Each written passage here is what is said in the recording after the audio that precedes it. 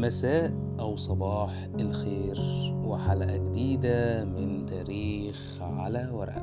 بتكلم النهاردة بصوت هادي جدا علشان حلقة النهاردة بعنوان الحب.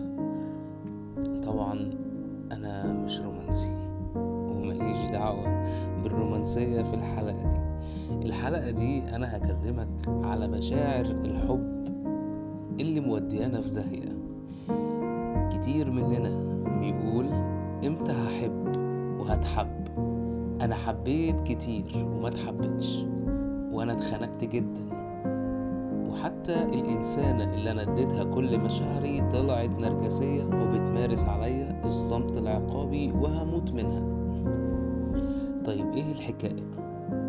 هنعرف النهاردة في تاريخ على ورق كل حاجة عن الحب ومشاكله اللي جايبانا وراه. يلا بينا ويلا نبدأ.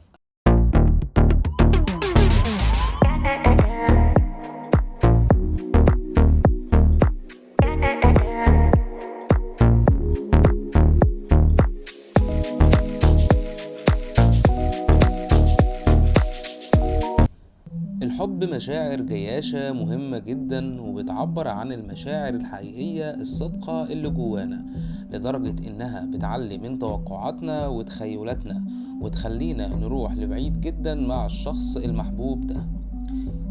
الحب عمره ما كان عيب، ولكن دايما بنلاقي مع الحب ده أساليب خطرة جدا ممكن تودي الشخص ورا الشمس.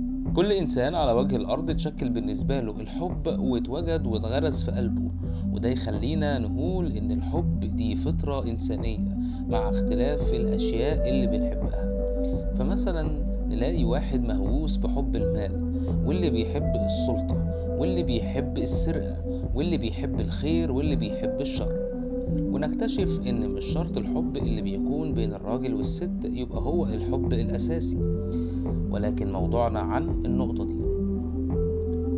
طفل صغير اتولد وسط بيئة عنيفة، بيتعرض للضرب بشكل يومي والزعيق والتخويف. تخيل معايا وهو عنده 2 سنين، لمجرد ما تطبطب عليه هيحصل فيه ايه؟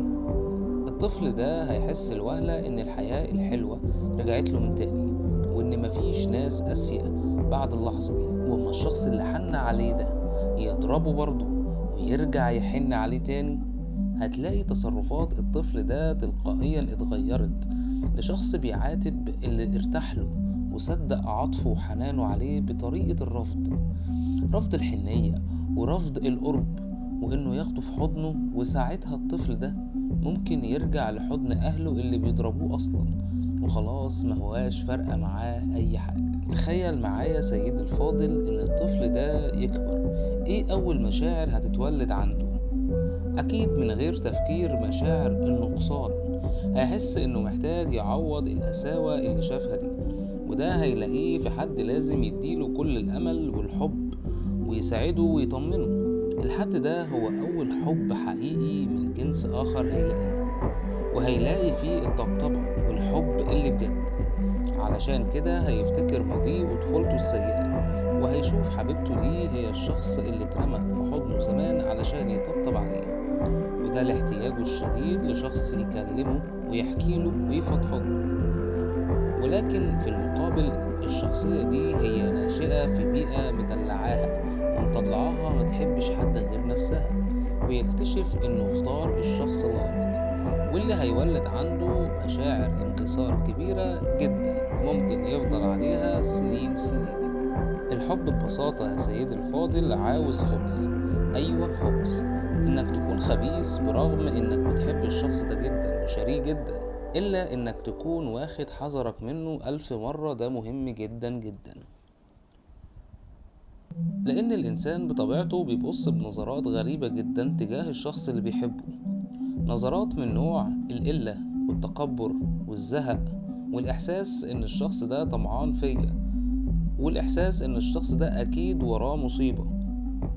ومش بنبص بحسن ولا بأمان، ولا بنخاف على فقدان اللي بيحبنا إلا لما بيبعد عننا، أو مجرد ما الشخص ده يتصنع عليك الكبر والنرجسية، فيلاقي إن أنت مردتش عليه كعادتك، أو إن أنت تتجاهله لأول مرة، فيفهم إن كنت بتحبه بجد. وما تسألش ليه، طبع الإنسان كده. لازم على الأقل تكون وريت له العين الحمراء مرة علشان يبادلك نفس الشعور. إنما حب وتضحية بدون مقابل يبقى أنت ماشي لوحدك وخيالك هو ونسك. وده يخلينا نتكلم سيد الفاضل في آخر وأهم نقطة: الحذر، كل الحذر من الشخصية النرجسية، واللي من طبعها بتسيب الحبل لمدة مرة واحدة تشده عليك لحد ما تتخنق. ممكن الشخصية دي مش عارفة إنها كده، لكن اللي حوالين منها عارفين كويس قوي، لأن للأسف آخر واحد بيعرف مشاكله فين هو أنت. علشان كده تعامل بخبث ودهاء مع من تحب، اديله كل مشاعرك وعرفه إنك عاوزه، ولكن من جواك أنت مستني رد الفعل، وتوقع ردة الفعل السيئة. ولو حصلت يبقى انت فعلا فهمت ومخسرتش نفسك. ولو بان من طريقته انه بيختبر قوة شخصيتك هيحنلك لمجرد انك بعدت واختفيت من حياته. خلصت حلقتنا، ويا رب تلاقوا نصكوا التاني اللي يكون حقيقي سند وعون ليكم. اشوفكم في حلقة جديدة من تاريخ على ورق. سلام.